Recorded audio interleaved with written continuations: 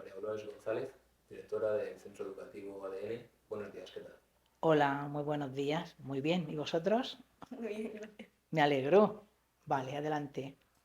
El curso pasado el Centro Educativo ADN cumplió 25 años. Ujú. ¿Cómo recuerdas el comienzo de este viaje? El comienzo de ADN, bueno, pues el comienzo de ADN pues nació el día que yo nací seguramente, ¿vale? Porque anteriormente de esos 25 últimos años ya se estaba gestando eso en las mentes de algunas personas que queríamos hacer algo diferente. O sea que eh, bueno, antes estuvimos trabajando en formación profesional, en educación infantil, en educación ocupacional, hasta que ya decidimos pues dar un paso y, y hacer un cole pues que cogiera un bebé y que lo llevara hasta toda la enseñanza preuniversitaria para ponerlo después en el mundo laboral o en la universidad. Y eso es, ADN sí, esos 26 años han tenido que pasar para que estemos hoy en lo que estamos aquí haciendo, ¿vale? ¿Y cómo recuerda esa trayectoria desde que comenzó a formarse el colegio en sí hasta hoy en día, donde lo conocen ya como es? Pues antes del 1997, de septiembre del 97, que fue cuando se inauguró el centro, antes ya, en esos centros que os he dicho de formación profesional o de educación infantil, pues ya yo transmitía lo que llevaba en mi cabeza para desarrollar un proyecto integral, desde los 0 hasta los 18 años. Entonces, antes de iniciar, ¿verdad?, la construcción del colegio, pues yo ya lo había compartido con papás que habían pasado por mi escuela infantil, con sus hijos o ellos mismos, o que habían pasado por mi centro de formación profesional, porque siempre pensé que era un proyecto que yo tenía que compartir con familias que estuvieran alineadas a la idea que llevábamos dentro y con mis propios trabajadores de esos centros, ¿no? Entonces ahí pues se diseñó el modelo educativo que queríamos y ya pues dimos el paso y en marzo del 96 pues ya estaban las máquinas excavadoras aquí, uno de los días más emocionantes de mi vida, pues aquí quitando limoneros y haciendo zanjas para que se hiciera el continente de lo que como contenido nosotros ya llevábamos en la cabeza. Yo lo llevaba compartido esto pues con profesionales que me iban a acompañar y con familias, porque también, desde luego, sin el apoyo de esas familias y de las que hoy todavía acompañan este proyecto, esto no sería posible, ¿vale? Y de ese momento en que pidieron el limonero y poner los cimientos de este centro, ¿ha cambiado mucho la forma en la que el centro educa? Sí, sí, sí. Vamos a ver, el colegio en el 97 ya se abrió como un proyecto muy, muy, muy alternativo. Ya estaba integrado en red informática, las enseñanzas artísticas estaban inmersas en el plan de estudios del colegio, dos idiomas también, desde chiquitines, desde los primeros tiempos de los críos en el colegio, o sea, desde los 0 años prácticamente, un plan para la atención a la diversidad con un equipo de orientación que se encargaba de formar a los profesores para que tuviesen claro cómo atender la individualidad de cada niño. Y luego, como quinta pata, un plan de formación para el profesorado para enseñarles a integrar esa manera de sacar adelante un plan de estudios mmm, interdisciplinar, donde todo fuese un todo, o sea, que las matemáticas no fuesen por un lado, la historia por otro, la filosofía por otro, sino que todo estuviese interdisciplinado desde una planificación y programación conjunta de los contenidos y los saberes que manda la ley que tenemos que hacer, todo eso hecho a priori por el equipo humano, por el profesorado, ¿vale?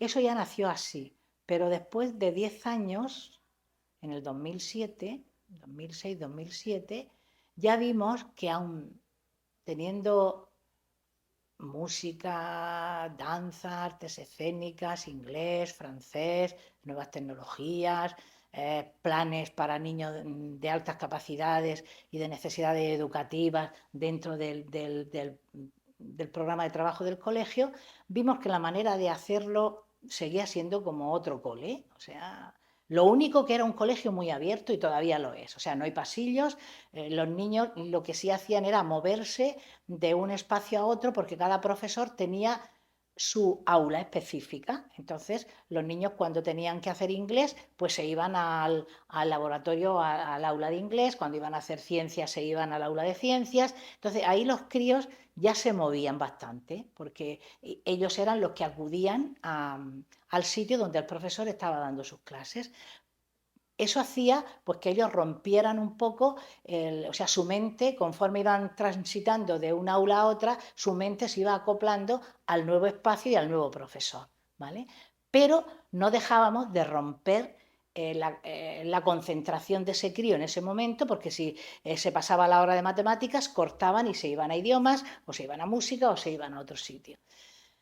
Seguíamos viendo que el niño no recibía lo que necesitaba para construir conocimiento adecuadamente y entonces empezamos a quitar trabas de lo que el sistema imponía, como por ejemplo los libros de texto, los deberes, y ahí empezamos a, como si dijéramos, a liberarnos de un encorsetamiento que nos venía desde fuera y que no era natural para el niño. Y ahí empezamos ya como a dar, ¿verdad?, pasos muy antisistema, ¿vale? O sea, a romper con el sistema.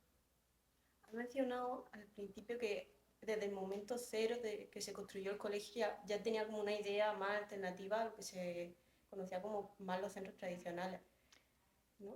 Claro. ¿Cómo se tomaron eso los primeros padres que matricularon los niños aquí? Hombre, los primeros padres fue fácil, porque ellos ya me estaban escuchando a mí que lo ideal en un proyecto educativo o en una línea de trabajo o en un hilo conductor de lo que debería ser la construcción de conocimiento por parte de un crío, lo ideal era pues atender a un crío desde bebé y hacerle el seguimiento, descubrirlo hasta su edad adulta. Entonces, ahí los padres que tenían a sus hijos en mi escuela infantil y que los habían tenido y se los habían tenido que llevar sin que hubiéramos hecho este colegio, pues estuvieron muy expectantes a que apareciera un colegio donde cogiéramos a un bebé y desde pequeñico le acompañáramos hasta la universidad o hasta que se fuese al mundo laboral. O sea que ahí la respuesta fue espectacular.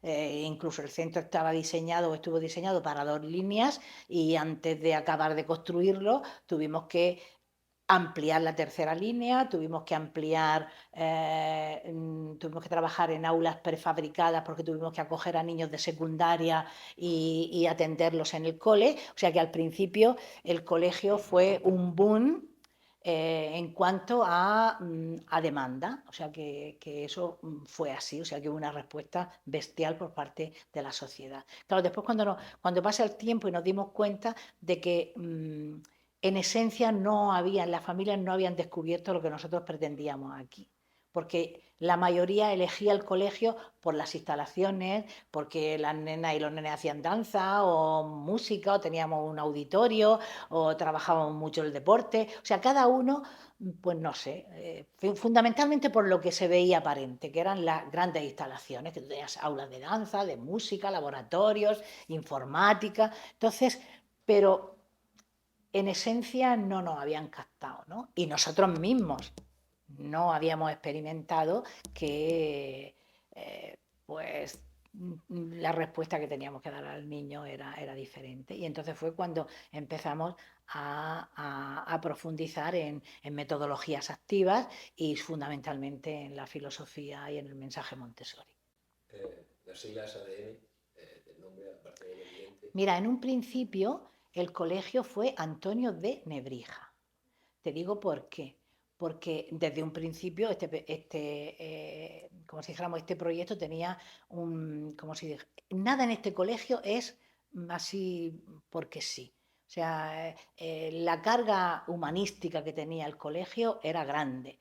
Y luego siempre hemos pensado que el conocimiento en sí lo construye el crío a partir de su lengua materna, ¿vale? Entonces, por eso elegimos ese nombre, Antonio de Nebrija, por humanista que es, porque, porque fue el que escribió nuestra primera gramática en castellana, ¿no? Y entonces ahí donde está, pues bueno, la raíz de una de las señas de identidad de España, que es el español y es el castellano, y que él pues fue quien recopiló y quien hizo ese manual para que eso pasara a la historia hasta hoy día. Y pues por eso elegimos ese nombre, Antonio de Nebrija, por la carga humanística del proyecto, por considerar que el niño, igual que el humanismo considera que el hombre es el centro del universo, para nosotros el principio del hombre es el niño, y si el niño es el niño que tenemos que ser, deberíamos abrazarnos tanto a él que no deberíamos de querer dejar de ser nunca niños, ¿vale? Entonces, el niño es el centro y el aprendizaje con el máximo de rigor y el máximo de ciencia posible de tu lengua materna es lo que te va a llevar a construir realmente un conocimiento personal tuyo con categoría. Luego ya tú ese conocimiento, una vez que es tuyo y lo has construido en tu lengua materna, entonces ya lo comunicas en el máximo de códigos posibles. O sea que en inglés, en francés, en chino, en japonés, en lo que quieras. Entonces, basándonos en la lengua materna como columna vertebral y eje del proceso de enseñanza-aprendizaje de este colegio, y Antonio de Nebrija, pues así fue como se llamó. ¿Vale? Cuando cumplimos 20 años, fíjate, cuando cumplimos 10 empezamos a dar pasos hacia la ruptura con el sistema. Y cuando cumplimos 20, entonces decidimos transformar también nuestra imagen y bueno, y ADN nos gustó, de Antonio de Nebrija, ¿vale? Y por aquello de ya empezar a tener una metodología nuestra propia, aunque parezca un poco prepotente, y, y que de verdad nuestro ADN, ¿verdad? Pues es nuestra metodología, y entonces por eso le pusimos ADN, y porque además respetamos el ADN de cada niño, ¿no? O sea que hay muchísimas cosas que vemos que no sabemos por qué a lo largo del proceso pues han ido apareciendo y han ido dando mucho sentido a todo el proyecto, desde el nombre, los colores son los de nuestra comunidad, el grana, el amarillo de la bandera de Murcia. Bueno, acabas de mencionar también que en el centro nada es porque sí. Entonces, No. una de las cosas que más llama la atención al ingresar es la estatua que hay en la entrada. Entonces, si me puedes explicar un poco el simbolismo, cómo surgió. Claro, mira, la estatua es el resumen de este proyecto. La estatua que hay a la entrada hay un adolescente que está acabando de construirse a sí mismo. Entonces, es lo que nosotros pretendemos.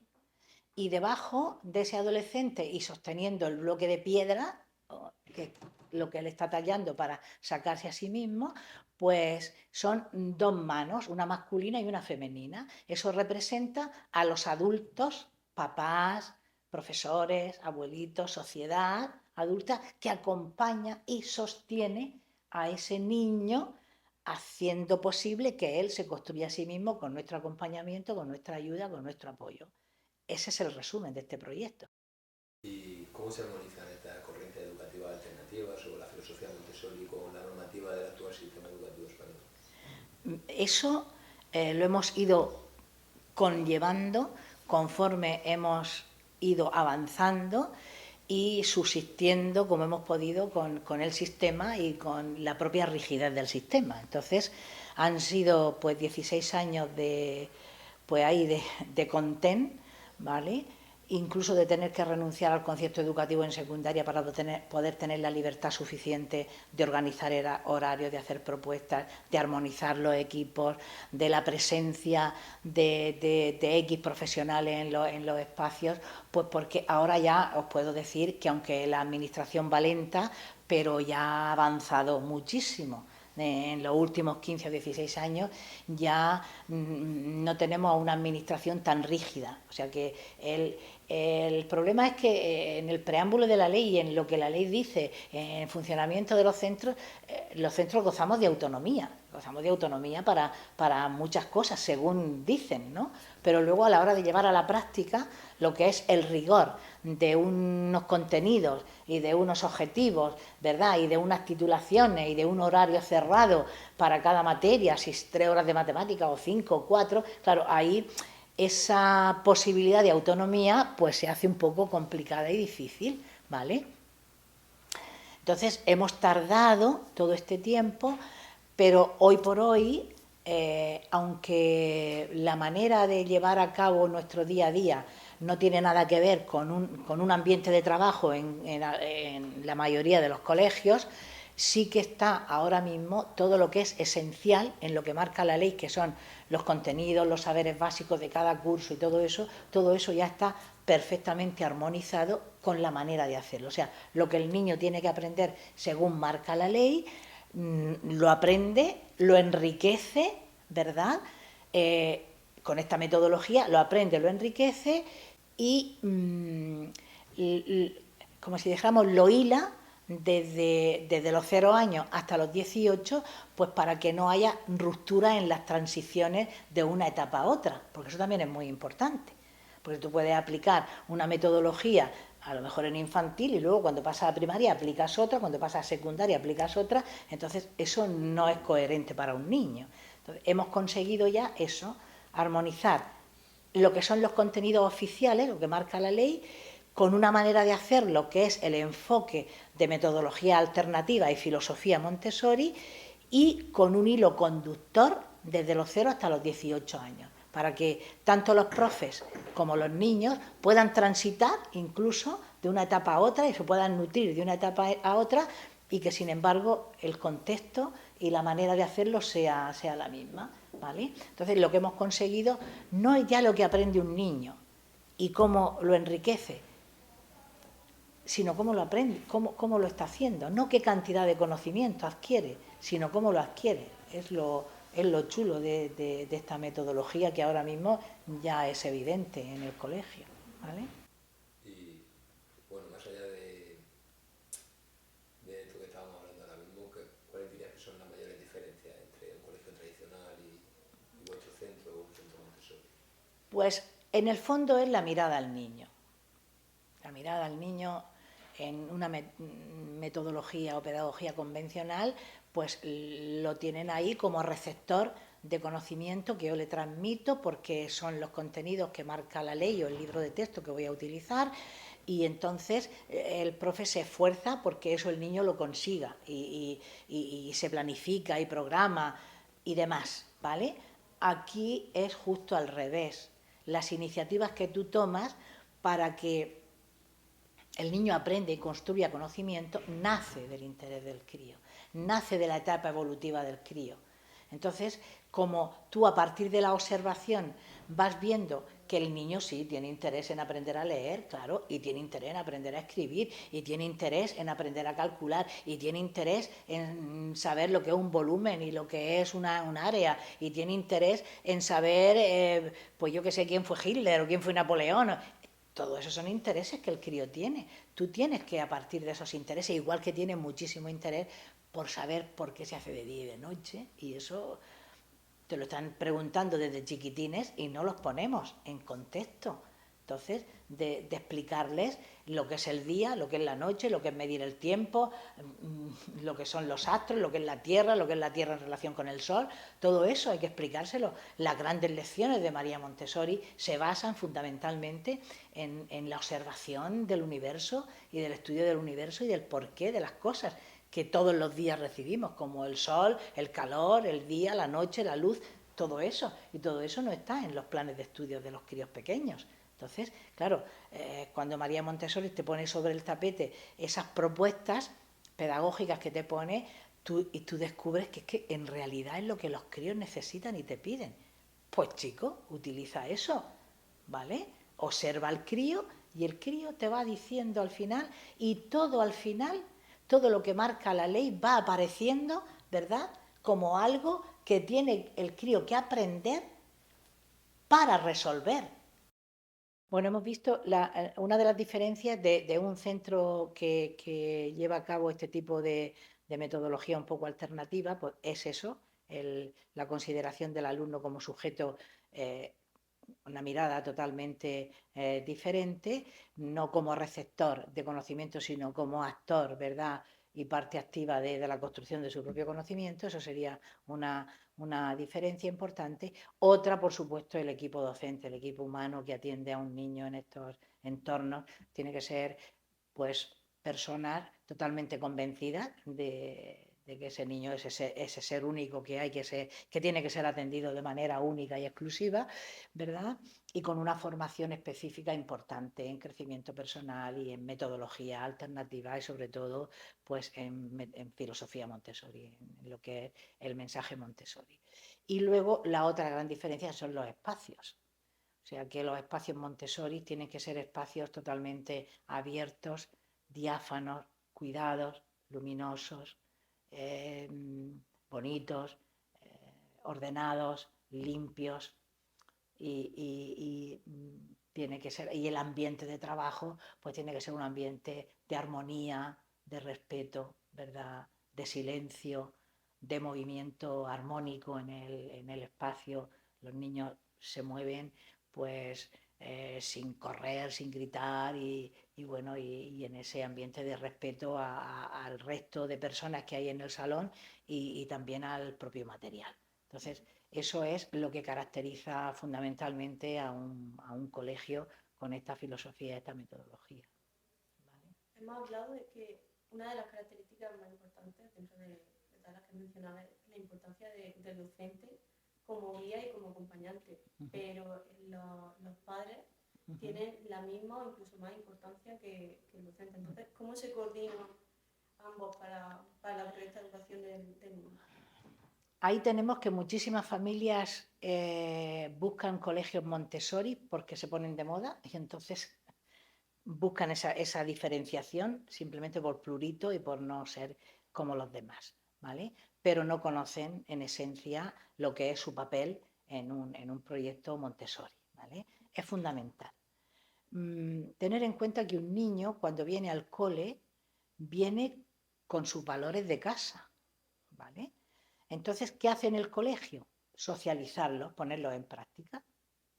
Claro, cuando un niño en un ambiente de familia que sabe lo que lleva entre manos y que sabe lo que busca para la educación de su hijo, pues perfecto, aquí se encuentra con el entorno adecuado. Pero hay familias pues, que necesitan de un recorrido importante y de una profundización importante en lo que es esta línea de trabajo, esta manera de educar. Entonces, ahora mismo, en nosotros, en nuestra experiencia, nuestro trabajo fundamental ahora mismo y demás peso está precisamente en ese entorno, en el entorno familiar. ¿Vale? El entorno familiar es muy importante. Aquí ninguna familia deja a su hijo aquí si no ha visitado el colegio antes. Y lo ha visitado con todo el tiempo que ha necesitado. ¿Vale? Y lo ha visitado desde los 0 años hasta los mayores para ver qué le va a esperar a su hijo en cada etapa que va a ir recorriendo. Después se tiene que tomar un tiempo de reflexión y después decide dejar a su hijo aquí.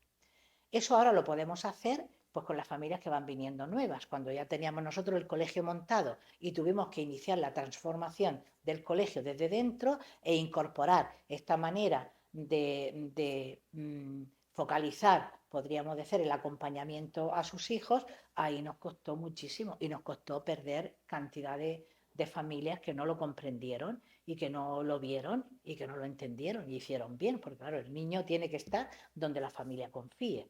Más allá de uno u otro centro, muchos especialistas ponen el foco de atención en los profesores, la importancia de los docentes. ¿Qué pedís aquí o en filosofía Montessori en general a un docente?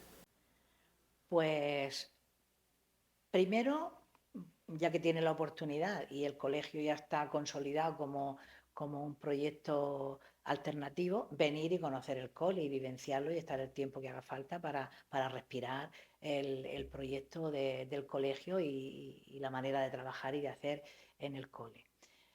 Luego, pues, no sé, una actitud proactiva a la hora de querer mejorar e incluso desaprender e integrar en su formación pues una manera de hacer y de trabajar bastante, diría yo, bastante alternativa a lo que ha podido vivenciar en sus prácticas de carrera o en su vida como estudiante. ¿De acuerdo? Y luego, pues sí, interés por leer sobre pues qué cosas se están haciendo en los colegios de otros países que hacen que la educación y el enfoque educativo en sus planes de estudio y en sus diseños de colegio y de proyectos no sean como los que tenemos aquí, que más o menos pues es lo que nosotros también estamos integrando en nuestro colegio junto a una formación Montessori que seguro que tiene que aprender, o bien porque haga su máster específico, o bien porque aquí nuestro plan de formación se lo propicie o se lo haga llegar para que se contextualice al máximo en el sitio donde va a aterrizar y donde va a tomar iniciativas con los críos, ¿vale? Y a formar parte del equipo, ¿no? Y sobre todo, pues eso, una actitud de sumar y de querer y de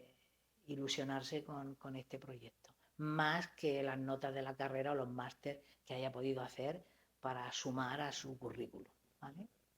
Bueno, ya para ir terminando, me gustaría saber cómo ves tú a futuro en la evolución del colegio. Si el curso pasado cumplió 25 años, pues ¿cómo crees que evolucionará en su 50 aniversario, por ejemplo? Bueno, yo espero, pido y me alío con la divinidad, con la naturaleza, con el mundo, con quien sea, para proyectar, porque lo que estáis viendo aquí yo ya lo proyecté pues hace muchísimo tiempo en mi mente, en mi cabeza, y yo proyecto este cole o esta manera de trabajar, yo la veo replicada en otros sitios y dando muchísimas gracias por ello, ¿sabes? Yo creo que lo poco, lo mucho que mejore el sistema educativo español, no porque lo estemos haciendo nosotros aquí, sino porque fuera es lo que se está haciendo, ¿vale? En otros coles, tiene que ir en la línea de lo que nosotros estamos haciendo aquí, no ahora mismo, sino desde hace ya muchísimo tiempo, ¿vale? O sea que eso va a venir, poquito a poco va a tener que venir, porque poquito a poco hay más concienciación en familias y papás jóvenes, pues que sí tienen verdadero interés por esta propuesta educativa, ¿vale? Todo eso va poco a poco, pero seguro que esta propuesta se va a replicar, segurísimo. Por mí, yo empezaría a replicarla ya en todo aquel que me lo pida, todo aquel que me pida que quiere transformar su cole o que quiere transformar su manera de trabajar cuando sea maestro, yo estoy dispuesta a echarle una mano para que así sea. Pero esta manera y este enfoque es tan potente y da tantos resultados que no puede ser que no salga adelante. Creo profundamente que esto, con la paciencia que nos tiene que acompañar una vez que las ideas las tenemos claras, seguro que se replicará en otros sitios. Entonces, como no soy maestro, no os puedo decir el mensaje que siempre les digo. Tú empieza a mover los hilos en tu aula, empieza a cambiar tu aula y tus niños cambiarán el mundo, segurísimo. Segurísimo. Porque van a ser papás diferentes, médicos diferentes, albañiles diferentes, parejas diferentes, consumidores diferentes, empresarios diferentes, es que van a ser diferentes totalmente. Entonces, que lo consigas al 100% y al mismo nivel en todo tu colegio, seguro que no. Eso ni me lo propongo, ni aspiro, ni voy a pensar que eso va a ser así, pero que sí mueve voluntades y conciencias y que sé segurísimo que alumnos que salgan de aquí van a ser padres diferentes en su inmensa mayoría, sí te lo digo yo. Y con que sean padres diferentes y busquen educaciones diferentes, pues ya estamos cambiando.